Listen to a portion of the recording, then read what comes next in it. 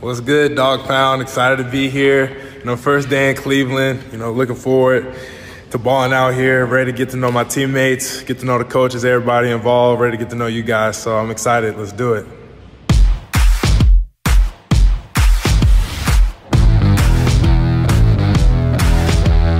Welcome to the Dawgs Podcast with your hosts, Blake Reneker, Justin Charles, John Nye, and Josh All. What's up, Browns fans? Welcome back to another episode of the Dawgs Podcast presented by Omaha Steaks. Head over to omahasteaks.com right now. Use promo code DAWGS, DAWGS. Get $20 off and free shipping on your order of over $129. Josh, Justin, Derek Frisbee with you guys today, recapping the Browns 2023 NFL Draft. We're going to go through kind of our overall thoughts and opinions on the Browns draft as a whole, and then we're going to get into each player that Andrew Berry and the Browns front office selected, kind of give you a quick rundown, our thoughts and opinions on each guy, how they fit, and all that fun stuff. How you guys doing tonight? Doing good. Voice is shoddy. I was going to say a couple days. The energy radiating from you is just, I can barely stand it. Hey man, I'm doing my best. All right, we're trying. That's how I felt yesterday morning when I did the recap on Tillman. It's like, holy moly, am I tired? Justin, what's going on, man? I'm good. Yesterday I woke up feeling like death. Yeah. I wouldn't have thought me and Derek went to the bar for, 4 or 5 hours after the draft, but I just went home. I wish. Woke up with a migraine. I don't know if it was just the 4 monsters that we drank while we were hanging out there, but yeah, no, I feel a lot better today. Well, again, to everybody that tuned into our NFL Draft live coverage on Friday night of rounds 2 and 3, thank you. We had a ton of fun. If you were in the chat, you know how much fun we were having. It was a great time, great broadcast. We had a lot of fun coming to you from the new studio. We're hoping to utilize that studio a little more here in the future, so we'll see how that goes. And without further ado, why don't you guys just give a quick overview? Justin, we'll start with you. Just your takeaway, like when the draft ended yesterday, everything closed out, and you stepped back and looked at what the Browns did over the last couple of days. I mean, what did you think, man? I was happy. I walked away with it going, we picked just kind of needs that we wanted, but we didn't necessarily have to have. Like, I thought we addressed things that weren't necessary. If you look and you go, hey, we didn't have a first round pick because of the Deshaun Watson trade, and we didn't have the second round pick because of the Elijah Moore trade. So you figure we didn't even start our picks until, pick 73. And then you look what we walked away with. You got to be happy. Now, I know there's so much things. There are a lot of things that happen now. You have players that have to pan out. So when you just look at it on paper and you go, we address this need, will these guys develop? I'm happy. I thought there was a couple of picks where we stole guys. Yeah, I think so. The center from, I know we'll get into it. Yeah, we'll get into it, but you're right. Yep. Wypler. How did we get him in the 6th? And he's the 3rd best center. And I know it wasn't like a super heavy center draft, but to get that guy in the 6th round and build all that offensive line depth where I didn't even think we were going to honestly address it. If we did, it was going to be a pick here. We walked away with 2 great, I think, 2 nice players, 2 nice developmental players that you can throw, Bill Callahan at, who we think is the best offensive line coach in the league, and let these guys get good. Yeah, that was insane. Like you said, I was thinking maybe if they do address the O-line, it was maybe a later pick or something, but to come away with 2 guys from the same offensive line, one of the best offensive lines in the country last year, over the last couple of years. I mean, and these guys, what did they give up? 1 sack total? 2022? Yeah, between the 2 of them. Yeah, it's crazy. Unreal. And it's not like this is some podunk, small school. This is Ohio State. We're playing some serious competition, guys that can get in there and get after the quarterback. So hats off to the Browns on that one. DF, what do you think, man? Quick takeaways.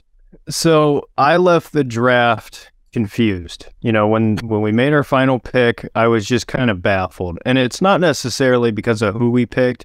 For me, it's just kind of where we got guys. I talked with a lot of my friends, and one of them, Wesley, I'll give you your credit. He said, if the same guys were picked but in a different order, I would be a lot happier.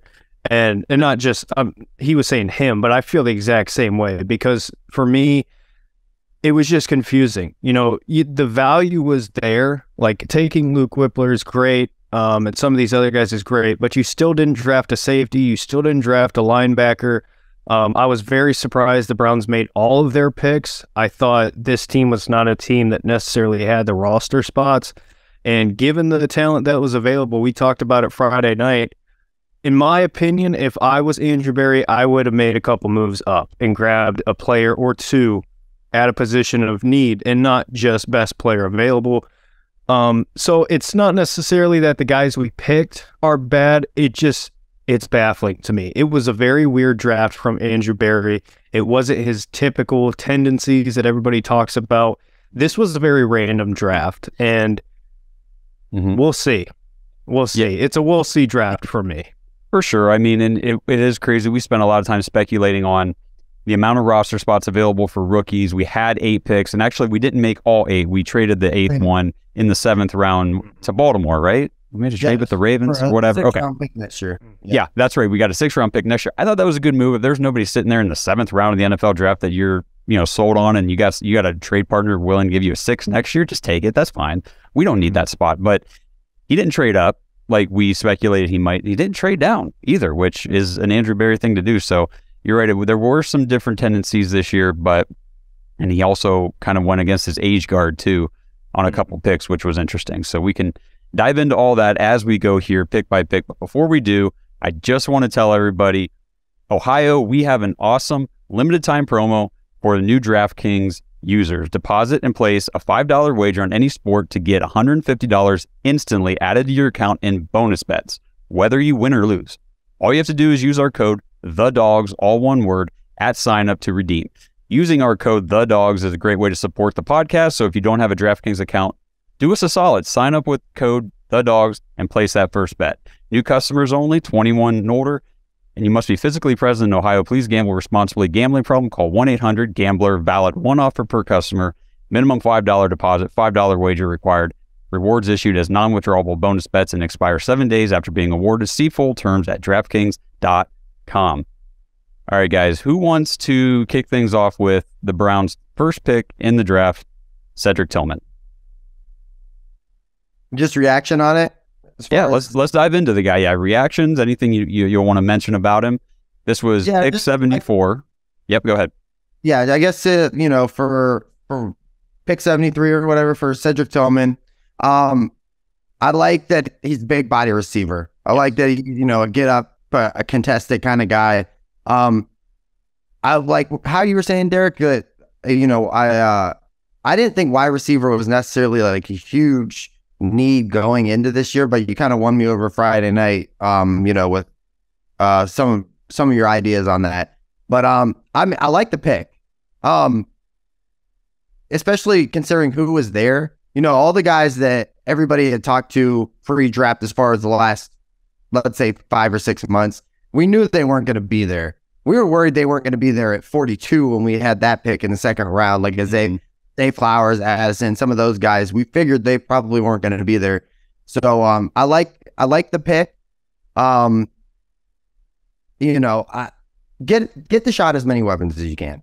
Yeah, this is win now mode right now. We're at that spot. You have to, if you don't make the Deshaun Watson trade work, our franchise is in trouble for the next 10 years. You have got to make it work right now.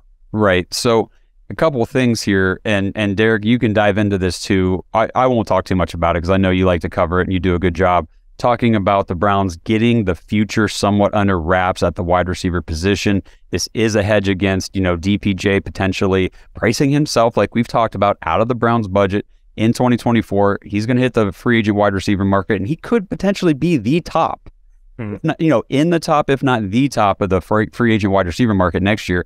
And that might put him in a price range that the Browns just can't match, other teams, what they might be willing to give him.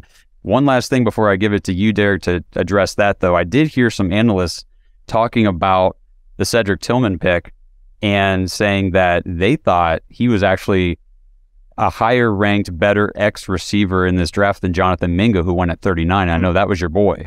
So for as high as you were on Mingo, there are analysts out there who were saying, Tillman actually profiled as a better prospect. So let's hear your thoughts about it. Yeah, so at the time, I had to kind of refresh my memory on who exactly he was, because he did have a high ankle sprain that took him out. So a lot of these guys, we talk about prospect-wise, jumped up after that happened. So he kind of fell down the list and got forgotten about. But yeah, to me, it reiterates everything that I've been saying. And I'm not saying that to say I was right. I think it's just a fact that the Browns are preparing for Donovan Peoples-Jones to leave. And it's not because they want him to leave or they don't like him. It's just the reality of the situation. Financially, you cannot afford to pay a receiver like DPJ what he's probably going to get on the open market. The only way that he stays on the Browns past next season is if he just really loves Cleveland. And as much as we all love Cleveland, if you're going to get X amount of $1 million more, you'd probably leave too. So I can't really blame DPJ if he does go. But for the Browns, this is all about prepping for the future, like you said, Josh. When I talked about Jonathan Mingo, everything was the same skill set. You needed to get a guy who's going to be that big X receiver, and that's exactly what Tillman is, and he offers more. That's what I liked about Mingo so much, was he was athletic. He was really good as a route runner. He can do a lot of things. Same thing with Cedric Tillman, and I think he's kind of proved it a little bit longer. And, you talked about it Friday night, Josh. He was Hendon Hooker's #1 target before he got hurt. He was Jalen Hyatt before Jalen Hyatt. So for me, I think Tillman is the overall well-rounded player out of the two of them. Although you're going to see more highlights out of Jalen Hyatt, that's fine. Deshaun Watson needs to have a couple receivers that for sure are under contract cheap for the entire length of his first contract as a Cleveland Brown. And I think this is a great guy to pair him with. He's got a great catch radius, solid speed. He's not slow by any sense of the imagination. He's got a limited route tree, but I think it's better than what people give him credit for. I saw him consistently making plays that kind of went under the radar at Tennessee. And I'm excited because you throw him into a receiver room that already has the speed with Elijah Moore, Marquise Goodwin, Amari Cooper's your route runner. You still have Donovan Peoples-Jones. And now you add another guy with a similar skill set. In my head, year one, I don't know how much playing time he's going to get, but I think he is going to get some. And specifically, I'm looking at goal line packages with David Njoku, DPJ, and Cedric Tillman. How can you block those three guys in the red zone? You just can't. Yep, absolutely. So I was looking at the NFL draft, like the actual NFL draft profile for all these guys. Cedric Tillman, he graded at a 6.38. That translates to he will eventually be a plus starter. That's how they project him. His speed, he's not a burner, but you're right. He does, and it's not like he's slow. I mean, he ran a 4.54. Okay, everybody gets enamored with these 4.2s, 4.3s these guys are running. Who cares? Well, Anthony Schwartz is super fast. He sucks. So John Ross. John Ross. The speed doesn't matter so much to me. It's can he play on the field? He's a 50-50 ball guy. And what I like about him, I'm trying to remember the stats off the top of my head. I believe in 2022, this past season, like you said, limited season, but I think he had 42 or 43% of his contested catch rate. But the year before in 21, which was his big year, he had almost a 69% contested catch rate. So you're throwing the ball up to this guy, and he's coming down with it. Back in 21, he caught 64 passes, 1,081 yards, and 12 touchdowns. And the NFL draft profile, they always put like a comp for these guys. Their pro comp, who is it? Do you know? Michael Pittman Jr. Pittman Jr. I mean, kid, Michael Pittman in the third round. If he comes close to that, I'm not going to say he's going to be Michael Pittman, but he's got the potential. That's his. They play the same way. They play the exact same physical. When I saw that same page you're talking about on the NFL, because immediately my thought was DPJ, because similar skill set. But when you watch Michael Pittman play and then you turn around and watch Tillman play, they are a mirror of each other. Obviously, they're not the exact same player, but man, if you polled Browns fans and said, "Hey, what do you think about Michael Pittman on the Cleveland Browns?" they'd be ecstatic. But for whatever reason, there was a lot of fans Friday night who I think a lot of people didn't know the guy. That's how I feel about it. Yep. And during the show, I was telling you, like we kept mentioning Hyatt. I'm like, I like Tillman better. I like his skill set better. I think that he brings a better, whatever skill set, just a better presence to the team. Justin, you got anything last, here to talk about Tillman before we move on? No, just to touch on what Derek said, I think a lot of Browns fans fall in love with like the day one, the top 10, because we've just been dealing with it our whole lives. So, to be this far down the draft, you're not going to get a top 10 guy. You're not going to get the guy that everybody talks about at the, night one, in the first few picks. You're not going to get those guys here. You're looking for value here. You're looking to address, not necessarily needs, but just plug holes. Get a guy that can go out there and give you production. I got one more thing real fast. Yeah, go for it. I heard some people saying, you talked about the speed thing. A lot of people want speed. Here's what I'll say to that. Early prediction, don't be surprised when the Browns draft another receiver next year. Yeah, because absolutely. This is the long-term play. So don't freak out because he's not the fastest guy. That's a part of the plan. We've already coming later. The Browns want to open up the offense this year, run more 5 wide, a little more spread. It just makes sense. Like what we're hearing and the moves the Browns are making, trading, 42 for Elijah Moore, 74 goes to Cedric Tillman. They're collecting wide receiver talent of different versatile skill sets. Like these receivers are not the same. They're getting guys that can do different things and excel in different roles. What they're doing and what they're saying jive together. So this whole spread it out, let Deshaun Watson loose. I do believe that is what's going to happen. Last thing I'll say real quick, Jalen Reagor, was a first round pick, a speedy guy.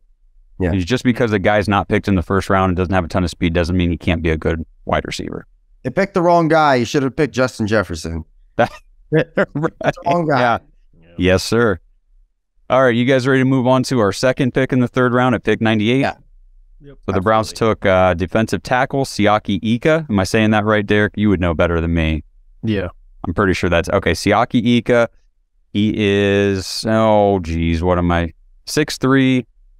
He played last year at like 358, but he clocked in at the combine at 335. So he shed quite a bit of weight. And he wants to play lighter. That's what he said in his interview.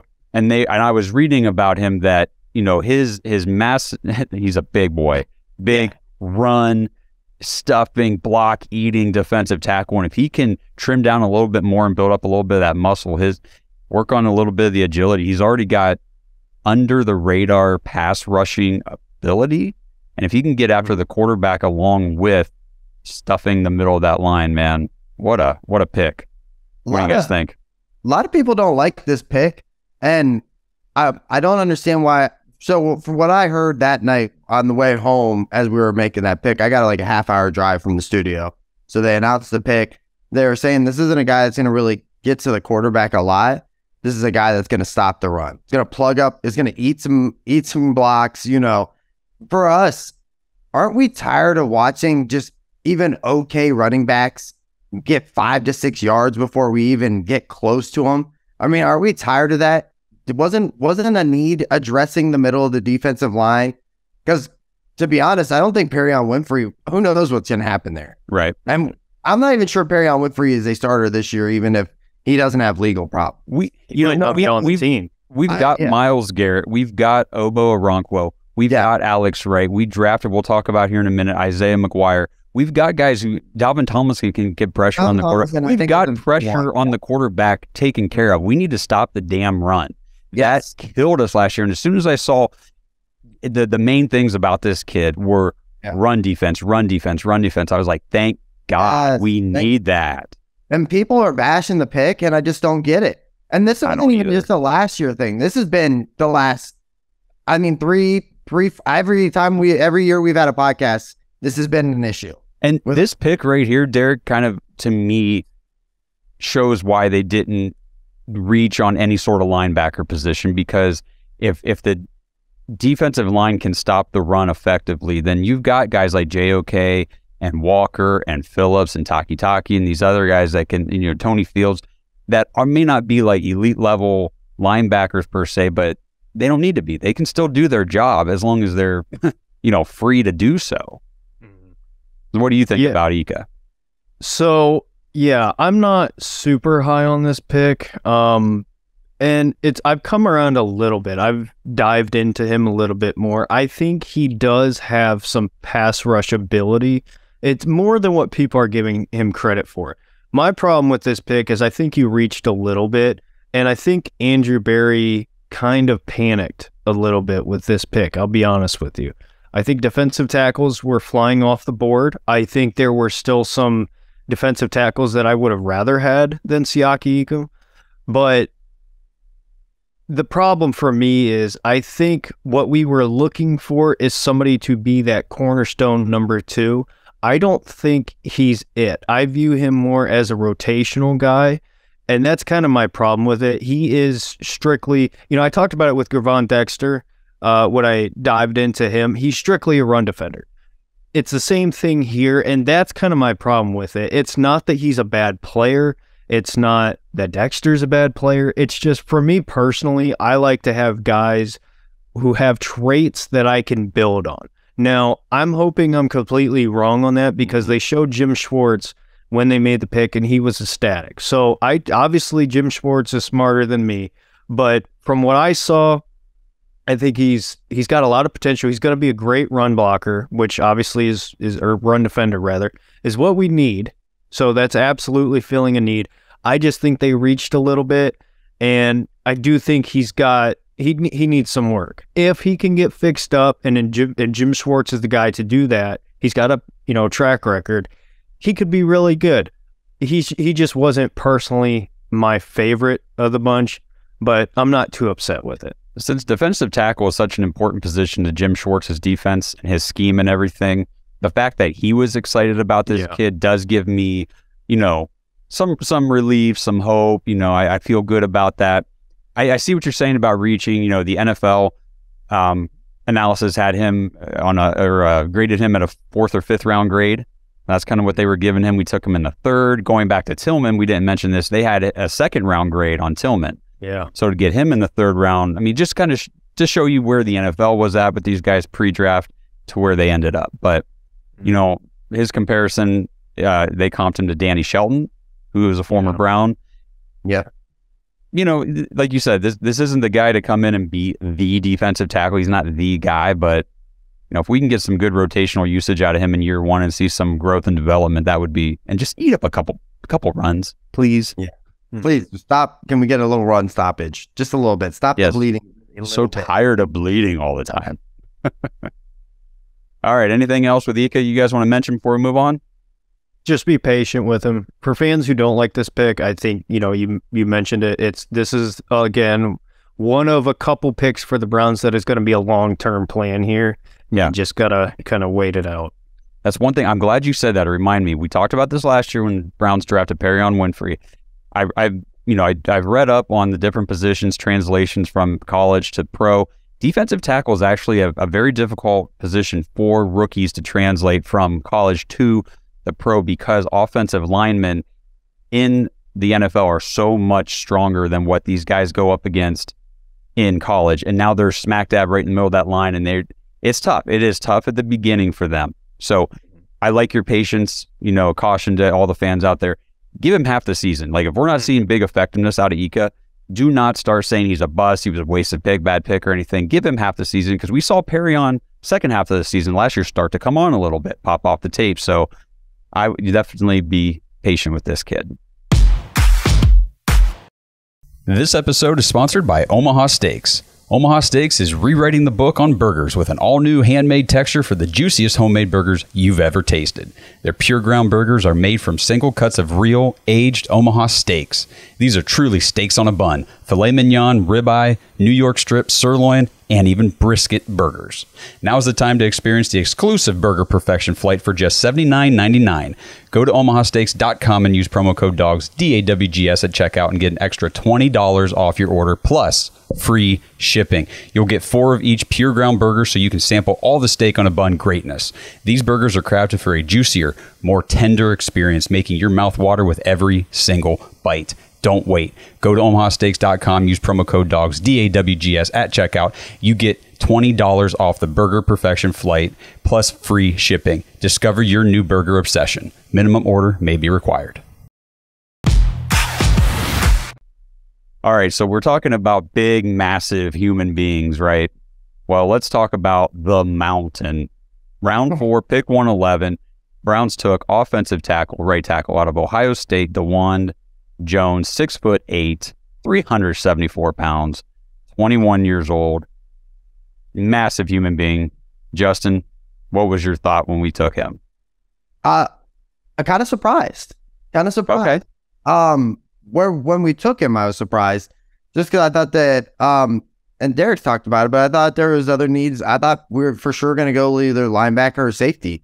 But am I upset with the pick? No. I mean, I know this kid is a right tackle, but we don't know what's going to happen with Cedric Wills. I mean, if I'm the Browns, this is a big prove-it year for him. I don't think we can continue to see the same effort and play that we've seen the last few years.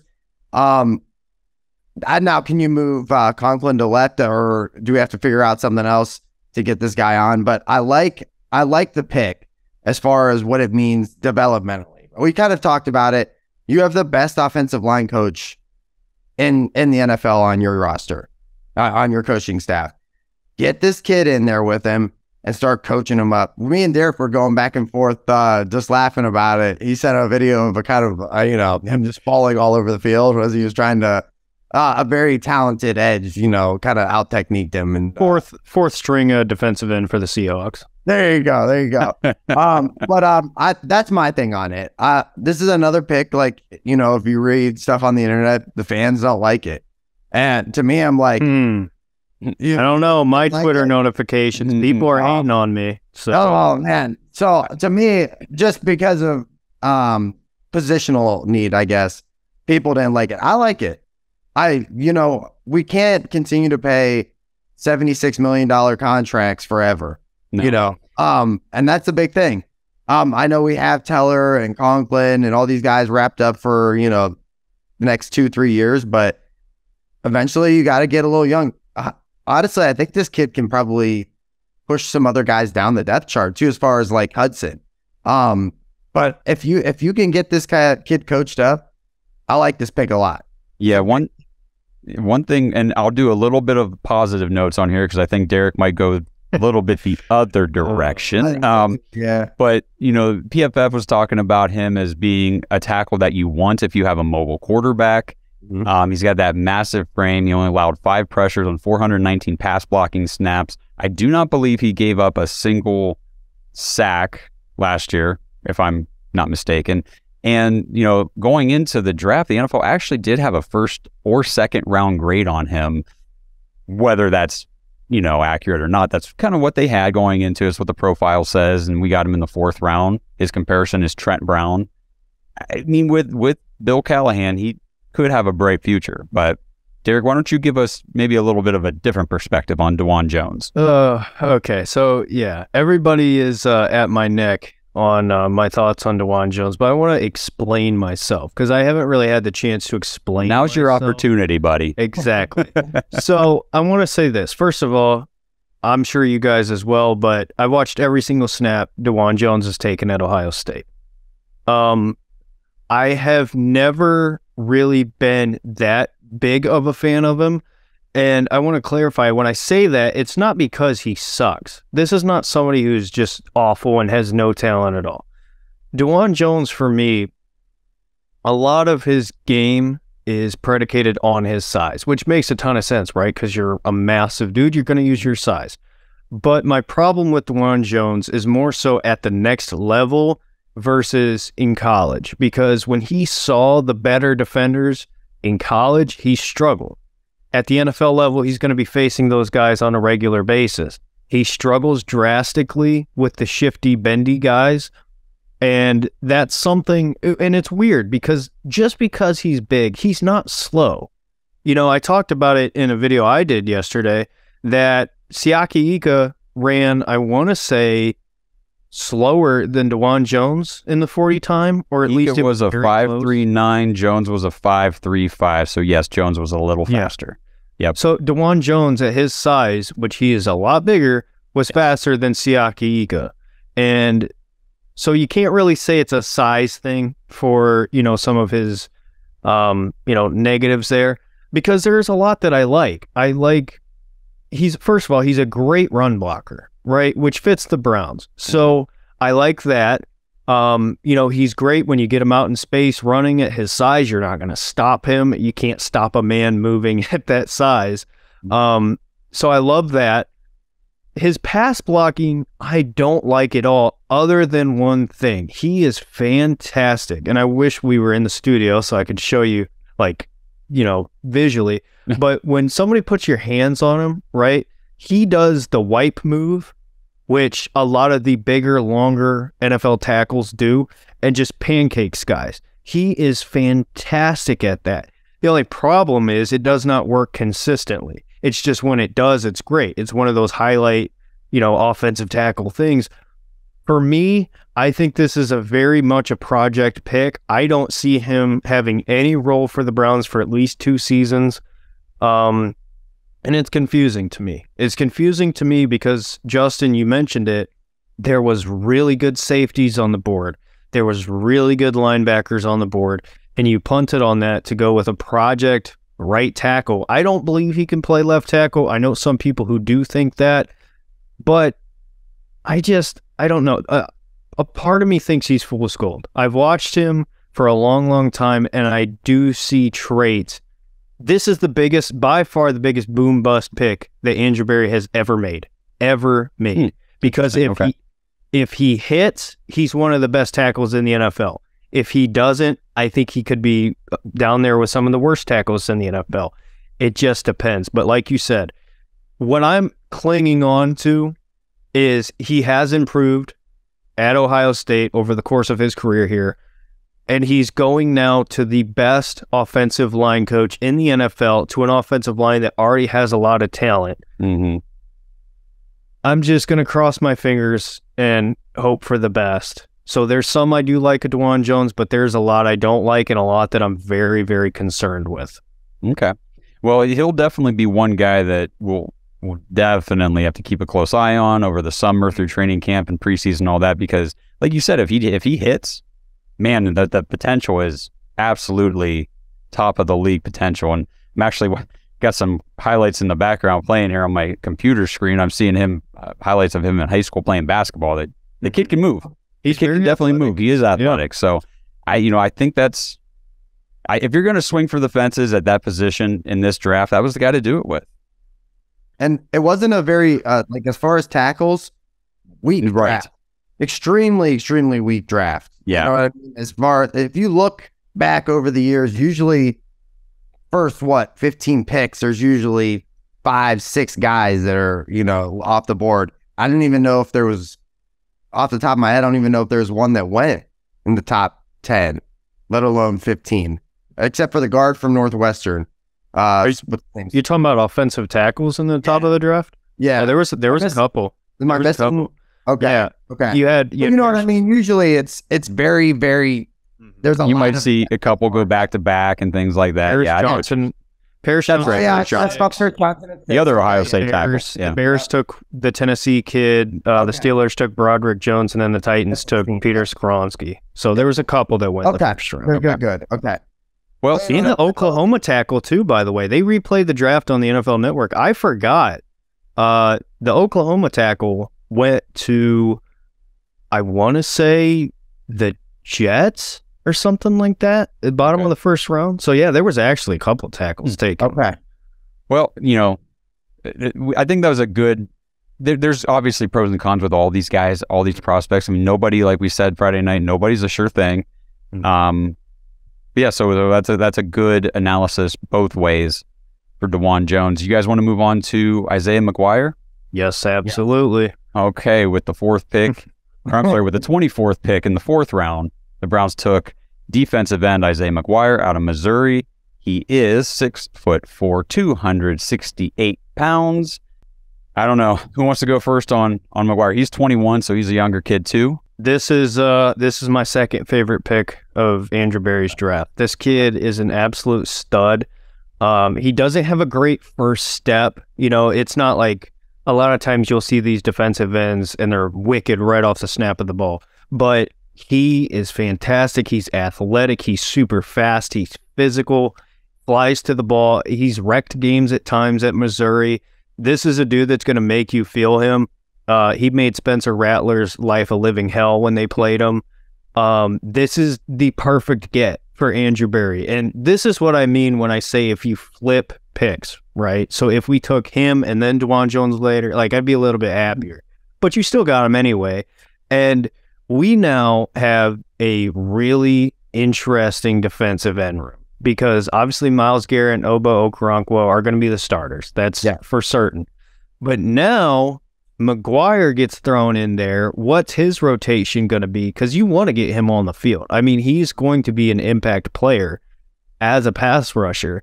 And then you have Alex Wright, who's kind of your run-stopping defensive end, set the edge guy. Where does Isaiah Thomas fit in this? Because I think Isaiah Thomas had a great year last year. And unfortunately, he's going to be fighting an uphill battle now. Because we went from, hey, we really need to get some defensive ends to now the rotation is really good. And I think this kid is going to be the long-term starter opposite of Myles Garrett. Obviously, there's some things he needs to work on, but in terms of where you got him, this is an A-plus pick. A-plus pick. With everything he has, all the talent he has to work with, you get this guy in the room, you mold him up, and he could be a great, great starter for you. I mean, as far as PFF goes, he had an 82 pass rush grade, a 74.3 run defense grade, 7 sacks, 21 QB hurries in 2022, 16 sacks over his 3 seasons in college.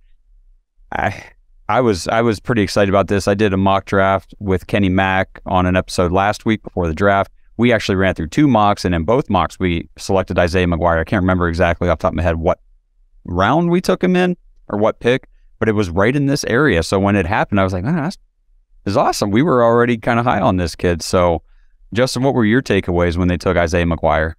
No, I liked it. More depth. I'm interested to see how Schwartz uses him.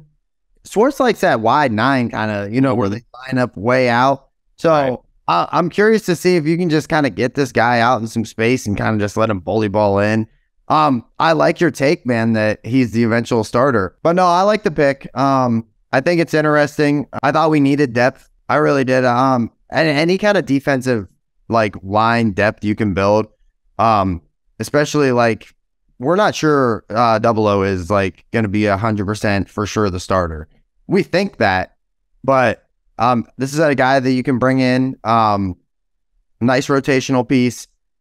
Fits with the rookies from last year. So I like another pick, and especially get him that late, at late 4th. I like it a lot. So if you're watching this on YouTube, you see that Derek's video just left. It's gone. If you're listening, might not hear his voice there. Oh wait, here we go. Maybe he's back. He said he lost power. Well, Derek's getting reconnected here. Isaiah McGuire, NFL analysis, the draft profile had him as a 3rd round grade.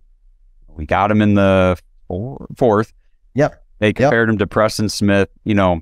Everything Derek said, I buy into this kid, and he kind of fits another theme with Andrew Berry that while Andrew Berry did deviate a little bit from what he likes to do in the draft, there is one thing he stuck to in this draft, and that is drafting high character, kids.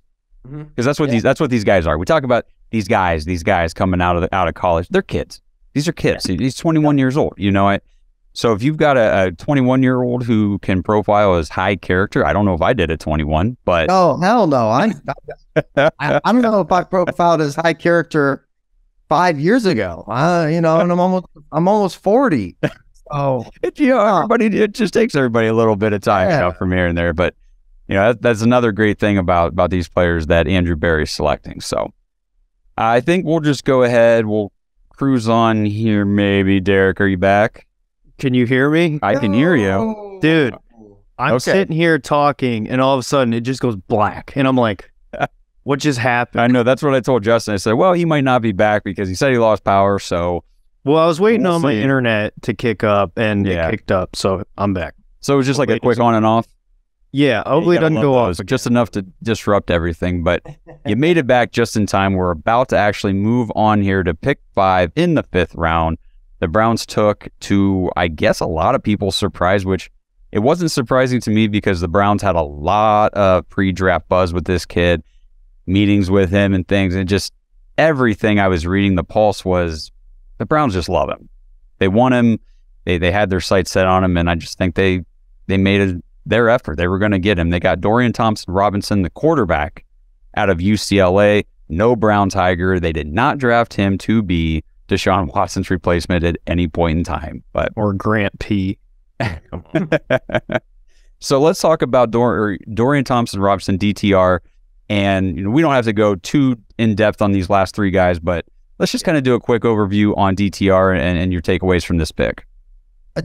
I just thought it was kind of interesting. I know, Josh, you kind of called it out a lot. You thought that this was kind of a lock pick. Mm-hmm.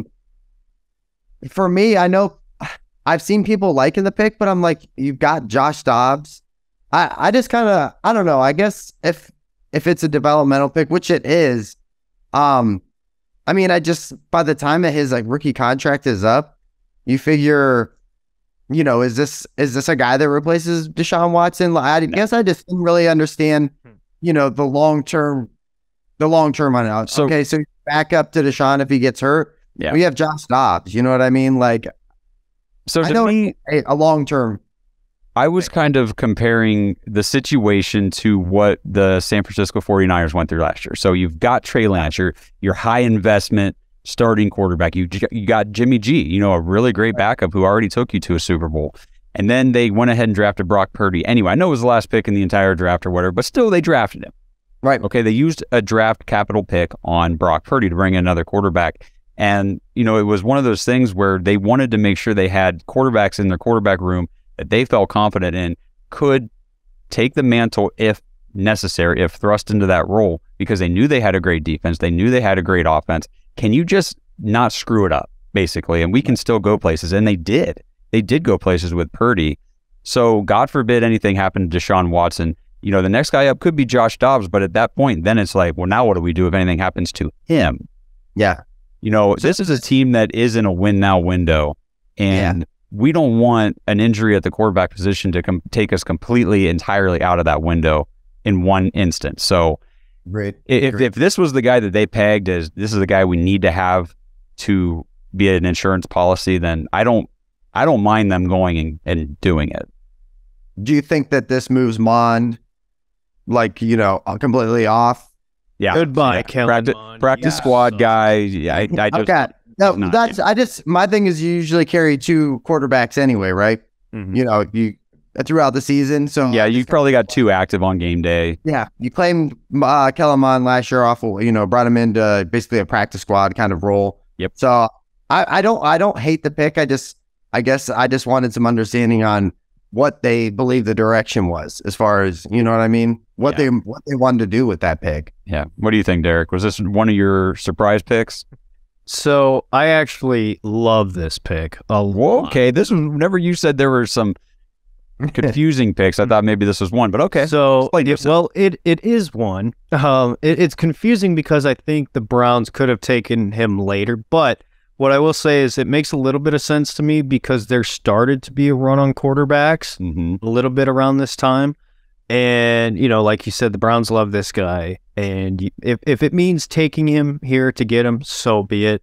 Would I have liked to seen him go with our next pick and, take a safety or linebacker instead? Yeah. But this is the perfect backup. The perfect backup to Deshaun Watson. Plays just like him. He's a very athletic quarterback. He's a really good thrower. He's underrated as a thrower. He just needs development. He's got all the talent in the world. He is boom or bust. He's got all the talent. And, when you talk about the conversation / argument / debate about Anthony Richardson, my arguments was the tools and the talent, right? You got stuff to work with there. Obviously, this is very different because you're talking, fifth round versus 4 overall. Right, yeah. So, but similar situation. Dorian Thompson-Robinson, DTR, has everything the Browns want in what they have at quarterback. He is a mirror of Deshaun Watson. They're already connected. They've already worked out together.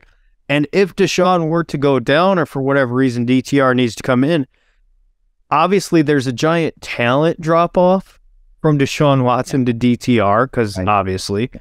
But in terms of how you execute the game plan, you don't need to change a thing. Maybe you start running it a little bit more, but same type of player. He's young, and he's only going to get better, and he's sitting behind the perfect quarterback for his play style. I cannot stand Kellen Mond. He's my least favorite quarterback in the NFL. He's awful, and I'm so glad that I don't have to worry about if Deshaun Watson gets hurt, the Browns cutting Josh Dobbs because Kellen Mond is cheaper. Something stupid like that. Right. We got our guy. I'm happy about it. Because backup quarterback, although it's not the most important position, it is very valuable. Well, he can't be. No, I was just going to say it's not, but as soon as your quarterback gets hurt, all of a sudden it is the most important position, like out of nowhere. For the first 11 games of the season, it's critical. Yeah, so if you don't think backup quarterback is important, go back last year and look at Jacoby Brissett. Come on now. Yes. But got to make sure you're comfortable with the guys in that role. The key thing with that, if you have a Patrick Mahomes, a Joe Burrow, a Josh Allen, is the price tag on that, because you're not going to want to pay to have one of those great backups. Like when the Browns last year, obviously we knew Jacoby was going to start. It was worth the payday. Right. With this, you now have, like I said, same type of player who can really develop and be something special, I think, on a cheap rookie contract. That is so valuable for the Browns because you don't have to worry about that anymore. That's awesome. All right, so let's hit these last two real quick. This one, a couple picks later here in the 5th round, they take the cornerback Cameron Mitchell out of Northwestern, 5'11", 191. NFL had a round 7/priority UDFA on this guy. So, I don't know. Derek, why don't you kick it off real quick? What do you know about Cameron Mitchell and your quick takeaways on him? One of my favorite picks of this draft. The NFL, the reason why they had that grade on him is because he has dealt with a lot of injuries, and that's literally been the only problem with him, other than he's not like the fastest guy. But you're getting a guy who in a year is probably going to step up and be your slot corner. Okay, I wondered about that because of what I was reading about him. Sound like he's more apt to be playing in the slot, and he's a little bit more physical. Am I right on that? Physical, tough, run support, that kind of thing. But the thing with him that I love, and we've constantly had this conversation about the rovers and the versatility and the guys who can do all kinds of things. This is another one of those players. He can come off the edge and blitz. He's done it multiple times at Northwestern and been effective. Like you said, he's strong, he's physical, he plays aggressive. And, when you look at the performance against the good receivers in the Big Ten, he was fantastic. He gave Ohio State a living hell all day long playing against those receivers because he was great at jamming guys. And the Browns signed Mike Ford to come in and play that slot corner role day one. But this is a guy who's going to get in rotation this year. He's going to be a special teamer this year. But next year, I see him stepping up. And I love, and I mean love, the Browns cornerback room right now. It couldn't be any better. So far, I mean, it's who am I to question Andrew Berry selecting cornerbacks at this point? Yep. So, Justin, anything on Cameron Mitchell you want to throw out? Only thing I'll touch on, I love everything you said there, man. I didn't know a lot about this kid coming into yesterday, but I as soon as they said the pick, I was like, well, I mean, we lost Greedy Williams,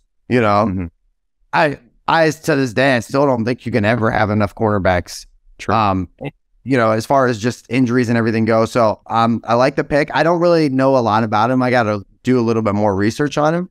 But I mean, I like as far as for where you got him, and don't always trust the the NFL land stuff. Right. You don't know exactly. Because it was just because of injuries. That was literally the only thing. And not to feel better about it. Not to float my own boat here, but this is a guy that I mocked to the Browns multiple times. And to see his name called at some point in this draft, I was like, let's go. We got one of the guys that got my eyes. Well, that's good. So we'll wrap it up here with the last pick the Browns made, pick 13. In the 6th round, they took the center out of Ohio State, Luke Is it Wypler or Wypler? I've heard of both ways. Wypler. I don't know why people are saying Wypler. So I believe, was it Mel Kiper? Well, real quick, he's 6'3", 303. Actually an early declare, I guess, at center, which is something that's rare. You don't hear a lot of centers declaring for the draft early. So young guy, and I think it was Mel Kiper had him ranked at either his second or third best center in this draft. So why should Browns fans be ecstatic about this pick? Go ahead, Derek. You want to take it? Sure. Well, let me say this first. I was very confused when his name was called. I was happy, but I was like, okay, like what's the vision here? Right. He's just been consistent. You know, you talk about the numbers that these Ohio State offensive linemen have had.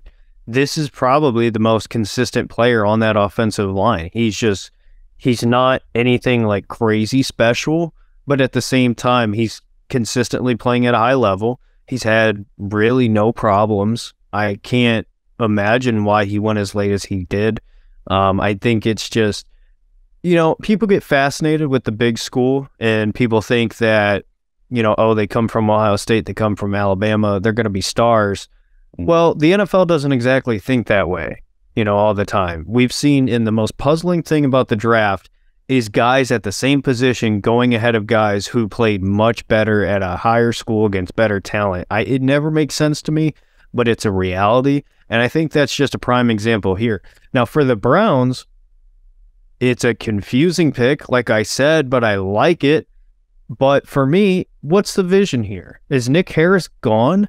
Because Wypler is somebody that I think is going to start eventually for the Browns. It might be in 2 years because they re-signed Ethan Posick to a 3-year deal. Right. So they might say, hey, let's get this kid ready because he is younger, like you said, Josh. 21. Yep. 21. So give it a 2-year, 1 to 2 season, Bill Callahan move here, get him coached up and then slide him in there. And again, another guy on a rookie contract at a position where you're not going to want to spend a ton of money. Yeah. That makes sense. But at the same time, you just drafted one last year. You re-signed Ethan Posick and you still have Nick Harris. None of those guys are going to get you any value in a trade. So unless they're fine with just cutting Nick Harris, all right. Yeah. It's just confusing. I agree with you 100%. So I like the pick, and the more you hear about the pick, I love the pick. But I'm 100% on what you said. I don't understand as far as with Nick Harris. I get Ethan Posick. Ethan Posick went out, balled out, and we got him on for what we got him for over 3 years. We got him for the cheap, which is great. I'm with you though. What happens with Nick Harris now? Because I think that last year he was our guy. It could spell the end for Nick Harris, honestly, at some point, or at least he'll be on the team probably to roll out his contract here. But what's he got, a year left? 2? At the most? A year. Yeah. So, I mean, I think this is definitely a future preparation pick because there's no point in bringing Nick Harris back at all because he's just not on the field. He hasn't really shown enough. At least that would be my assessment from the Browns' point of view. I mean, Wypler per PFF, 87 pass block grade, 81.1 run block. He was a second-round grade on PFF. He allowed just 1 sack, 7 hurries, and 449 pass snaps. Now, one reason why maybe he fell, he has been knocked for having a slightly smaller frame for a center, shorter arms. They say he can't extend as much as, the centers that you would want necessarily in the NFL. So he's got but where did we draft Nick Harris? Nick Harris was like the smallest center ever. Yeah, he's very small too. And he was a guard in college. Yeah. For a long time. He switched to center, which made even we thought, at least at the time, I remember thinking we didn't draft this kid to be a center. He's just going to end up being a depth piece guard for us. Right. He already knows how to play guard. And now you're getting ready to get into a second contract. You can't really do that. You're not going to sign him to big money to be a depth piece. Yeah. I don't know. All right. Well, I mean, that was just a quick rundown on each of the Browns picks. Obviously, we're going to dive more into these new names, these new players for the Browns as the offseason continues into the summer, into mini camps, into training camp, into the preseason, and into finally NFL football again in 2023. We're pretty excited about that. Real quick, I just want to run through the list of undrafted free agents that the Browns have signed since the other day, since the draft ended. We'll dive into these names maybe later this week. We'll do an episode to break down some of these guys, but they took a couple more corners. Tanner McAllister out of Ohio State, another Buckeye. That's awesome. Another corner. Caleb Biggers out of Boise State. They did take some linebackers. They signed Charlie Thomas out of Georgia Tech. Let's see, or maybe he was the only one. They got a couple more edges. Edge linebacker Muhammad Diabate out of Utah, which is a guy that I know I had mocked at one point to the Browns with their last pick, so that's kind of cool. They took Lonnie Phelps Jr. out of Kansas, the edge rusher, Jeremiah Martin, interior D lineman out of Washington, Thomas, Graney, tight end out of Albany, and Hassan Hall, running back out of Georgia Tech. Don't sleep on those 2 Buckeyes at safety. Don't sleep. Oh, I'm sorry. I missed the one guy I wanted to make sure I mentioned. I'm so sorry. Ronnie Hickman, safety from Ohio State. Another guy that I did mock to the Browns, I think in like the 4th or 5th round when I mocked him. So undrafted free agent. I mean, we saw what they did with DeAnthony Bell last year as a UDFA at the safety position. So you're right. Don't sleep on Ronnie Hickman. Yeah. Well, I think both of them, the Browns have needs at safety. The depth is not there at all. It's literally Grant Delpit, Juan Thornhill, and DeAnthony Bell. Yep. Yeah, so I know. You're right. Both of those guys could end up making the roster, especially Ronnie Hickman, because he is so versatile. He could play strong. He was the silver bullet at Ohio State. You guys know that. I mean, he played all over the place. So he fits what Andrew Berry loves. And I agree with you. I was surprised that he wasn't picked. And especially, I mean, maybe it was just the value. My watch got cut on my headphones. Maybe it was just the value of Wypler, but I'm surprised Andrew Berry didn't pick him. Yeah. To make sure we got him. Yeah, not taking a safety at all was a little surprising. I thought for sure they would. I felt like there were some that kept falling throughout the draft that I thought, Anthony Johnson out of, I think it was Iowa State. I was like, J.L. Skinner, Anthony Johnson. Again, time will tell. We'll see how these guys, what comes out about each one of them as rookie mini camps and all that stuff come out. But before we wrap it up, because I got a dinner to get to, guys, anything that you guys want to mention real quick about any players we went over today or anything for Browns fans as we head into our first week post-NFL draft? This is a long-term draft. Yes. Yeah.